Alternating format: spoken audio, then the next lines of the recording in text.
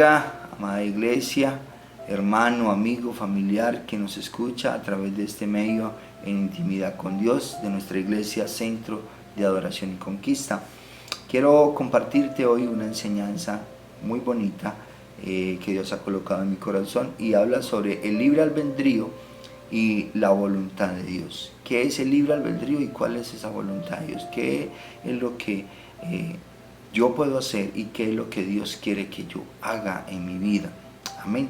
Por eso quiero llevarte al libro de 1 Corintios, capítulo 10, verso 23. Leo la bendita palabra en nombre del Padre, del Hijo y con unción del Espíritu Santo de Dios. Verso 23 dice la palabra: todo me es lícito, pero no todo conviene. Todo me es lícito, pero no todo edifica.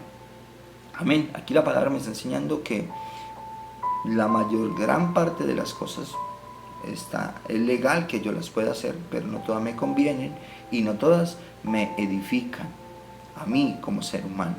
Y yo buscaba el concepto en lo secular de lo que es el libre albedrío. Dice que es la voluntad no gobernada por la razón, sino por el apetito, el antojo o el capricho.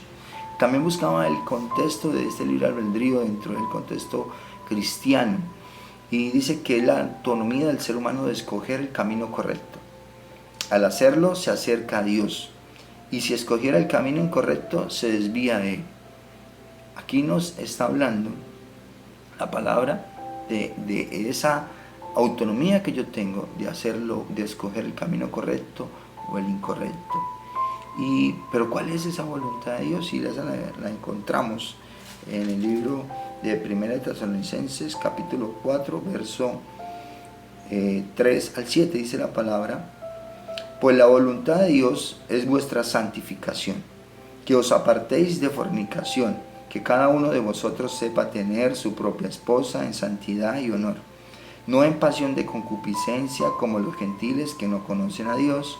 Verso 6, que ninguno agravie ni engañe en nada a su hermano, porque el Señor es vengador de todo esto, como ya os hemos dicho y testificado. Pues no nos ha llamado Dios a inmundicia, sino a santificación. Amén. A santificarnos, a ser transparentes, a ser sinceros, a ser esos hombres y mujeres agradables a Dios, a seguir de acuerdo a su palabra, sus mandatos y obedecerlos. A eso nos ha llamado Dios. Pero en el contexto de nuestra vida cotidiana, muchas veces nos ocurren cosas, ya sea en lo familiar, en lo económico, en lo laboral o en lo emocional, y nos suceden cosas en nuestra vida. Y muchas veces no son lo que nosotros esperamos, no es lo que nosotros esperamos, sino no es tan agradable. Y quizás tenemos la costumbre de decir: ¿por qué me pasa esto a mí? O finalmente nosotros nos arraigamos quizás a esa condición y decimos: bueno, que se haga la voluntad de Dios, que sea la voluntad de Dios. Y tenemos el concepto de que esa voluntad de Dios es como apartada de esa manera de vivir de nuestras vidas, como que es algo que camina separadamente de nuestra manera de actuar. Y no es así, porque aquí la palabra me está enseñando que la voluntad de Dios es santificarnos, es decir, de que predeterminadamente nuestra manera de vivir influye en la voluntad de Dios, en nuestras vidas. Y quiero llevarte a través de la palabra a que nosotros cada día, nuestro libre albedrío influye en la voluntad de Dios. Usted y yo, nuestras decisiones que cada día tomamos influyen en esa voluntad de Dios, en esa santificación que Dios quiere para nuestras vidas. Lo encontramos en Efesios 2:10.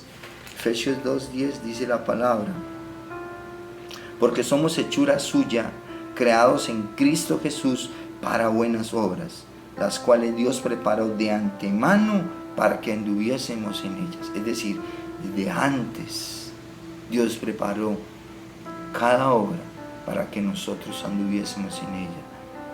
Es decir, depende de nosotros, de ese libre albedrío que nosotros, de ese camino correcto que nosotros escojamos, de agradar a Dios y nos acerquemos a Él.